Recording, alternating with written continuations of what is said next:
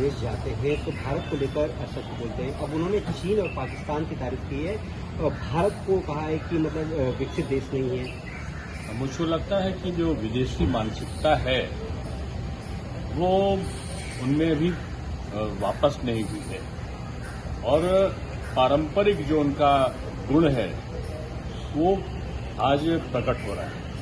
जब भी बाहर जाते हैं तो उनका एक ही काम है, भारत को गाली कैसे दो।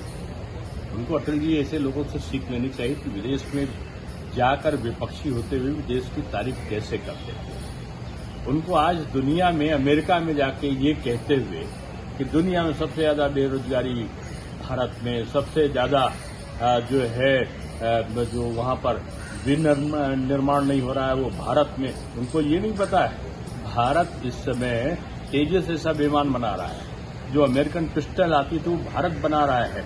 अंतरिक्ष में जितना आज भारत का प्रयोग हुआ है, भारत के यात्री गए हैं, पहले कहीं किसी का नहीं गया था। अंतरिक्ष में भी जो टेक्नोलॉजी है उसमें भी अमेरिका आज भारत के लोगों का सहयोग लेता है। इनको भारत की प्रतिभा दिखाई नहीं पड़ती, ये आश्चर्य है, क्योंकि उनमें विदेशी चश्मा लगा है। कभी वो चश्मा चाइना का हो जाता है, कभी चश्मा वो अमेरिका का हो जाता है। वो गलतफहमी का शिकार हैं। वो ये समझते हैं कि इमरान खान की सरकार महाशक्तियों ने बदल दी। पाकिस्तान में महाशक्तियों के हस्तक्षेप से सरकार बदल गई, वहां पर बांग्लादेश में और नेपाल में, अफगानिस्तान में। अब वो सोचते हैं कि उनके पार्टी के नेता कहते हैं कि बांग्लादेश जैसा जो हाल है वो भारत में होगा। उनकी गलतफहमी है कि महाशक्तियां भारत में अस्थिरता पैदा करके कोई सरकार का तख्ता पलट करने का साहस करेंगी तो हम मुंह तोड़ जवाब मिलेगा। ये बांग्लादेश नहीं, ये पाकिस्तान नहीं। यहां पर अगर ऐसी हरकत हुई तो उसका जवाब मिलेगा। और मुझको लगता है कि वो ख्वाब देखते देखते ऐसी महाशक्तियों के हाथ के खिलौना बनते जा रहे हैं। सर, उन्होंने ये भी कहा है कि आरएसएस और संघ जो है वो महिलाओं को चाहती है कि वो चार दीवारी में बंद रहे, जिस तरीके से लगातार उनको पता ही नहीं है संघ की स्वयं सेवकाओं के बारे में।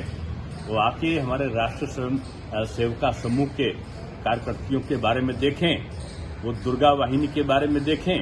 तो पहले आरएसएस का अध्ययन करें और उसके बाद अपने वायनाड जाकर देखें। वायनाड में जो संकट आया था ना, वहां पर दुर्गा वाहिनी की, वहां पर राष्ट्र सेविका समिति की, जो संघ से संबंधित महिलाएं हैं, वो वहां पर मुस्लिम बंधुओं की भी सहायता कर रही थी और जो औरतें उनकी भी कर रही थी। राष्ट्रीय स्वयं सेवक संघ का अध्ययन करने के लिए भी बहुत बुद्धिमत्ता की जरूरत है। तो मैं समझता हूं कि कांग्रेस के पास में केवल एक ही प्रलाप है कि वो उसको मुस्लिम लीग तो धर्मनिरपेक्ष दिखती है।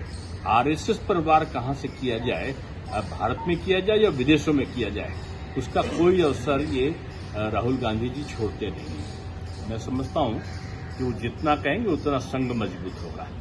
सर, कल एक ट्रेन चली थी, उसके सामने ही सिलेंडर और जो ज्वलंत पदार्थ, ये मैंने आपको भी एक संकेत किया कि कुछ भारत की विदेशी शक्तियां, कुछ यहां से खदेड़े गए एनजीओ और कुछ तथाकथित सत्ता का सपना देखने वाले राजनेता भारतवर्ष में अस्थिरता का सपना देख रहे हैं। और इस प्रकार की घटनाएं, रेलवे आज बदल गया है।